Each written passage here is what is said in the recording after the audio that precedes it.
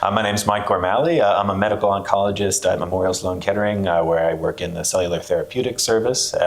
It's great to be here at the iwCAR-T meeting in Miami. And same for me. I'm Jason Luke from the UPMC Hillman Cancer Center in the University of Pittsburgh, and very much enjoying the iwCAR-T meeting.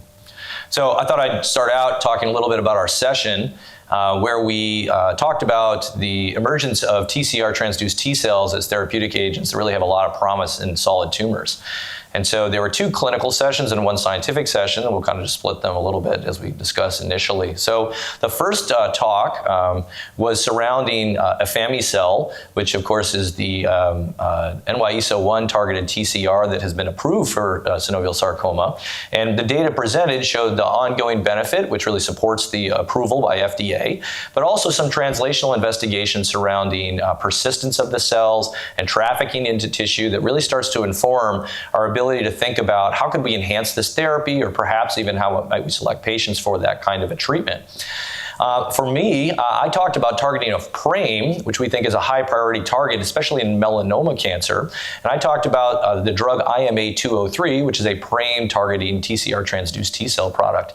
And we recently published the phase 1 data in Nature Medicine earlier this week. But suffice it to say that in patients treated at the recommended phase 2 dose of IMA203, we see more than 50% overall response rate that's confirmed, as well as duration response that's ongoing, but now over a year. And so this looks to be a very promising therapy in addition. Like what we saw for afami-cel, engraftment and persistence of these cells is a huge priority. And also what we saw is that tumors that are smaller at the time of administration of these cells really portends a better outcome for patients. And I think this is something we can talk about, but really emphasizes that we need to find ways to integrate these cellular therapies earlier into the course of patients with solid tumors, because those are the patients who are really most likely to benefit. Yeah, it was great. And, my talk really delved into how do we take this to the next step in terms of how do we discover TCRs that can target other neoantigens that are currently inaccessible by the TCR T space. Ideally, neoantigens that are public neoantigens, ones that are highly abundant across many different tumor types, and ideally restricted by HLA alleles that are common across many populations, and ideally not AO201 in the future, so we can bring these treatments to more patients from more ancestral backgrounds. I think it was great to sort of ground my talk in the clinical sessions, because we're clearly, after a long time coming, on the beach with these therapies. Having the afami-cel approval and the clear path to approval of the PRAME TCR T, not only in melanoma, but the exciting data coming out in other indications, I think really puts a pin in this field in terms of where we are right now and where we can be in hopefully a short time. And I think there's a number of interesting correlative studies that are ongoing, both from these trials and from some of the basic science that's coming out, that can help us think about where these treatments will be the most effective and in what patient populations. Mm-hmm. And so one of those that we had some discussion on the panel about is loss of heterozygosity. And so I think this is an area where in many studies across different kinds of immunotherapies, LOH as we refer to it, often associates with poor outcomes. I don't know if you want to speak to that, the data that we have so far, and how that might impact our field. Yeah, it's interesting. I mean, I think LOH is kind of like the ugly duckling of our field. It's extremely hard to test for in a clinically rigorous way. I don't think there really is a clinically approved test to report on allele-specific LOH. And as you mentioned, there are instances where LOH portends particularly poor outcomes, even in the absence of any selective pressure with an immunotherapy.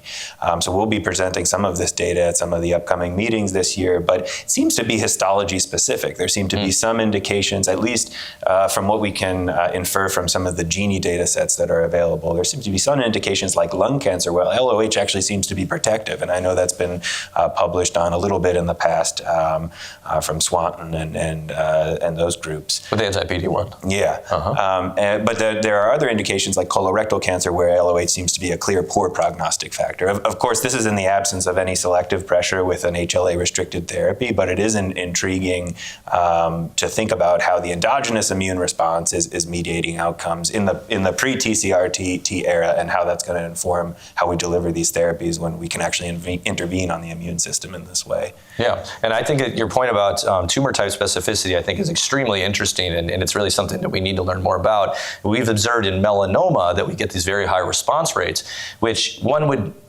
not really expect if LOH was really a big deal. Melanoma is a highly mutated cancer, so much like lung cancer.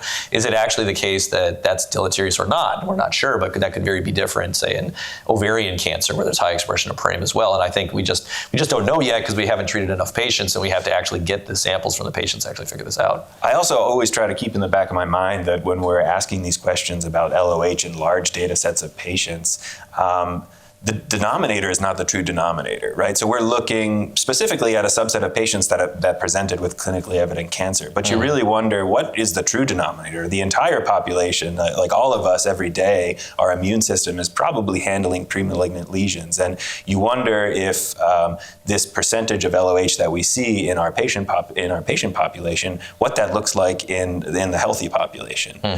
So in other words, effective immune responses are happening in me and you all the time. And I think that also sort of correlates to what we see with lower tumor burden being more successfully treated by these approaches, because probably you and I have had, this month, several instances of premalignant lesions that are cleared by our own immune system. Maybe you.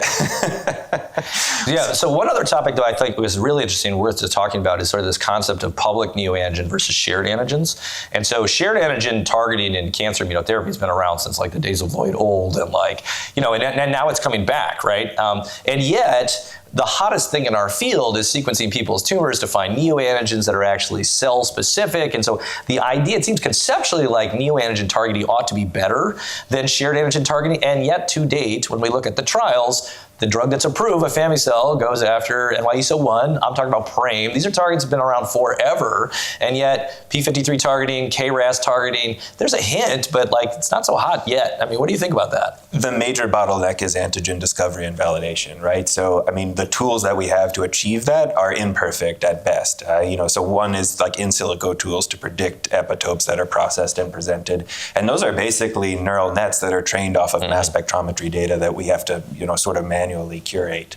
And so those models get better over time, but they're only getting better because of these sort of bespoke efforts to go after one antigen. So the P53 data that I talked about today, that's targeting an epitope that when I started was not predicted by NetMHC to be a valid epitope. It was only through these sort of laborious and bespoke procedures of cloning these TCRs from patient TIL where we could track that back to P53 reactivity, where we were able to appreciate that that's a valid antigen. So I think we need better tools to detect antigens, and I think we need ideally non-bioinformatic tools to do that, whether or not that's large efforts taking on like immunoprecipitation and mass spectrometry. I think that's probably the answer, and just focusing on the largest potential subsets of driver, oncogene, and HLA combination that could theoretically be targeted, I think is important.